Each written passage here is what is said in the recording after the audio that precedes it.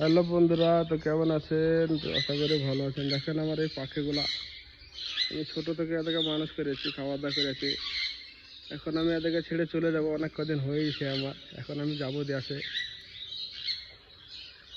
আমার 3 বছর প্রায় হয়ে গেল, 2-1 মাস বাকি আছে সৌদি আরবে আসা।